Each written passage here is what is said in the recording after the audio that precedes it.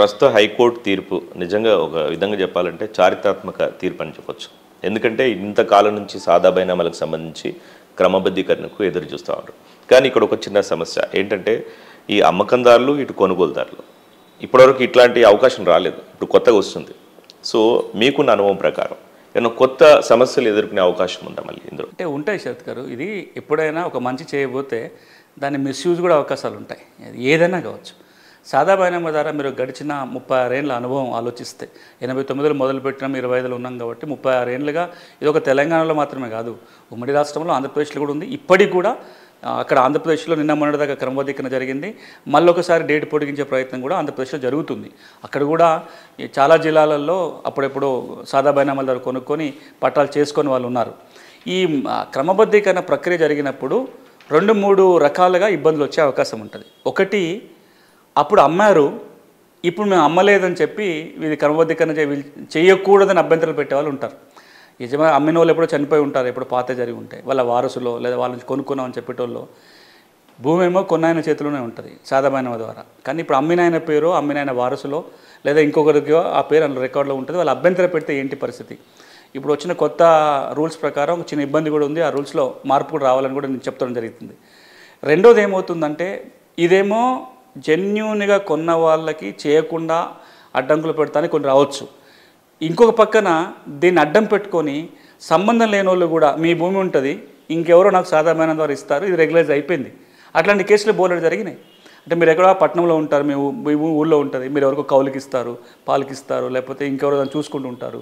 మీరు ఎట్లాగో లేరు కాబట్టి నేను నోటి మాటతో షరత్ ద్వారా కొనుక్కున్నానని చెప్పి దరఖాస్తు పెట్టుకొని మీకు తెలియకుండానే ఆ భూమి వాళ్ళ వేరు రికార్డులో మారిపోయిన సందర్భాలు ఉన్నాయి, మిస్యూజ్ అయిన సందర్భాలు ఉన్నాయి. ఇటు మిస్యూజ్ కాకుండా ఉండాలన్నా, అర్హత ఉన్న వాళ్ళకి తప్పకుండా పట్టా రావాలన్నా కొన్ని జాగ్రత్తలు ప్రభుత్వం తీసుకోవాలి. ఒకటి, ఈ ప్రక్రియ మొత్తాన్ని ఆన్లైన్లోనే చేయాలి, ఫిజికల్గా చేయకూడదు. లాస్ట్ టైం అంటే తెలంగాణ రాకముందు చేసిన చాలా సాదా బైనామా ప్రక్రియలలో కూడా ఫిజికల్గా జరిగేది. అంటే ఫామ్ 10 దరఖాస్తు ఫిజికల్గా వచ్చేది, 11-12 నోటీసులు ఇచ్చేవాళ్ళు, ప్రొసీడింగ్ కూడా రాతపూర్వకంగా ఉండేది.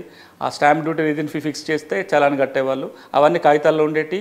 ఒకవేళ తప్పుడు పద్ధతిలో కనుక క్రమబద్ధీకరణ జరిగితే మీ పేరుతో నా భూమి మారిపోయేది సాదా బైనామా కింద.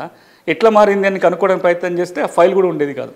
అంటే అది మిస్యూజ్ చేసే ప్రయత్నాలు. కాబట్టి ఒక జాగ్రత్త ప్రభుత్వం తీసుకోవాల్సింది, ఇప్పుడు ఆ దరఖాస్తులన్నీ ఆన్లైన్లోనే ఉన్నాయి కాబట్టి ఈ దరఖాస్తు స్టేజీ నుంచి రేపు సర్టిఫికేట్ జారీ చేసేంత వరకు కూడా ప్రక్రియ అంతా ఆన్లైన్లో జరగాలి. ప్రతి కాగితం కూడా అందులో అప్లోడ్ కావాలి, నోటీసులు అప్లోడ్ కావాలి, సర్టిఫికేట్ అప్లోడ్ కావాలి, ఏ కాగితాల ఆధారంగా నిర్ణయం తీసుకుంటున్నారో అవి అప్లోడ్ కావాలి, ఆర్డీఓ గారు ఇచ్చే ఉత్తర్వుల కాపీ కూడా అప్లోడ్ అయితే ఒకవేళ మిస్యూజ్ జరిగినా వెంటనే అప్పీల్ చేసుకోవడానికి ఒక అవకాశం ఉంటుంది.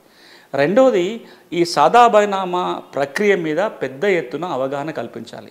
ఈ 1-2 కేసులు కాదు, దాదాపుగా 10 లక్షలు, ఒక మిలియన్ కుటుంబాలకు సంబంధించిన అంశం, 10 లక్షల కుటుంబాలకు సంబంధించిన కీలక అంశం. కాబట్టి కొంత దీని మీద అవగాహన కల్పించడం, భూబాధ చట్టం ఏం చెప్తుంది, రూల్స్ ఏం చెప్తుంది, ప్రక్రియ ఎట్లుంటుంది, సర్టిఫికేట్ ఎట్లా తెచ్చుకోవాలి, ఒకవేళ వాళ్ళ ఇబ్బందులు ఉంటే వాటిని ఎట్లా అధిగమించాలి, ఒకవేళ నిర్ణయం కనుక వ్యతిరేకంగా వస్తే ఎక్కడ అప్పీల్ చేసుకోవాలి. ఇప్పుడు ఆర్డీఓ కనుక దీని నిర్ణయం అనుకూలంగా లేకపోతే కలెక్టర్కి అప్పీల్ చేసుకోవడానికి చట్టంలో అవకాశం ఉంది, కలెక్టర్ నిర్ణయం మీద ట్రిబ్యునల్కి వెళ్తానికి అవకాశం ఉంటుంది.